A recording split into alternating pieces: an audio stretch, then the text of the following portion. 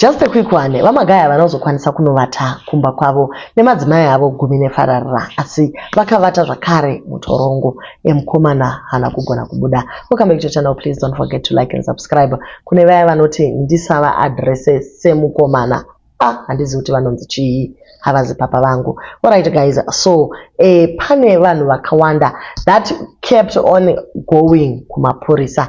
Dzakatanga dziri 13 counts the fraud, but because we are sitting at 78 counts of fraud. Izvi zvaburitswa neNational Prosecuting Authority of Zimbabwe. Pane vaya vaitaura kuti pano tiri kungopedza nguva namakuhwa. Regai ndikuverengere zvabuda paNational Prosecuting Authority of Zimbabwe. Izvi zviri apa izvi. Right. Magaya granted bail by the High Court.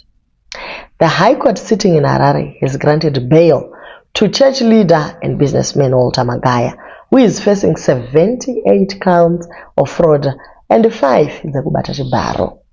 The accused person was ordered to pay bail in the sum of 3,000, surrender his passport, and reside at a given address. In addition, the accused person was ordered not to interfere with the witnesses. It is the state's case that the accused person collected various amounts of money from his congregants after misrepresenting that he had stands for sale in different places across Zimbabwe. He also misrepresented that he had various business ventures for congregants to invest in, purporting that they would get a 50% return in 6 months. As a result, the complainants lost various amounts of money. It is further alleged that the accused person Akabata Chibaro took complainants on 5 separate occasions between 2018 and 2023. The accused person aivadanira kote urumu uko kwaizosvika uvabata neforce naika orara navo without their consent. He allegedly had a child with the first complainant as a result of kubatwa chibaro ikoko. The accused person tried to cover his tracks by promising compensation to the complainant and coercing them to record videos claiming that vanga vasina kubatwa chibaro. Aya ndo mashoko ari kubva kuNational Prosecuting Authority of Zimbabwe combating crime and corruption. Kune vaya vanoda kugwira papa vachiti aiwa papa vedu havaite zvakadaro. Hezvino mazvinzura kubva kumaprosecutor amene kuti chimwe chamuchada chii. Mucomment section muzere vazere vanoda kutuka nekutuka zvatakataura. Tikatukaona wakutaura mapatsi ebody yomunhu njuga dzinenge dzarema tati isusu bring your facts and not your feelings amene kuti tingazvitaura neumwe mutauriro wakaita sei. So maloya ari kumanya kuti mukomana abude. Daddy Hope nezuro vakanyora vakati ivo 12 heavily armed Zimbabwean Criminal Investigation Department CID officers are reportedly waiting at Harare Remand Prison to rearrest Walter Magaya following his release on bail granted earlier today by Justice Mandaza.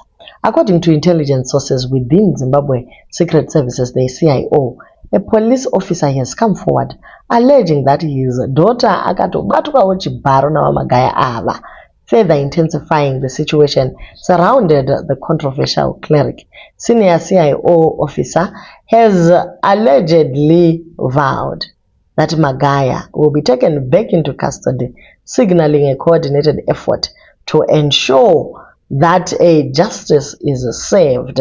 Uye redetention kana chinga abuda. This latest development highlights growing tension within elements of the security establishment over how this highly sensitive and politically charged case should proceed. Ndokubva mukomana arega kubuda zuru nekuti papa katoipa. Update yazopuwa na Daddy Hope maskati iri kuti Walter Magaya is still in prison.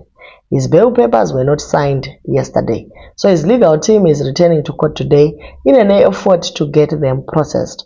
As I reported yesterday, the plan remains to rearrest him immediately upon release unless someone high up intervenes to stop this. That is the latest development so far, according to my sources within state security. Dedi venyu papa vachiri inside. Naika vachiri mukati.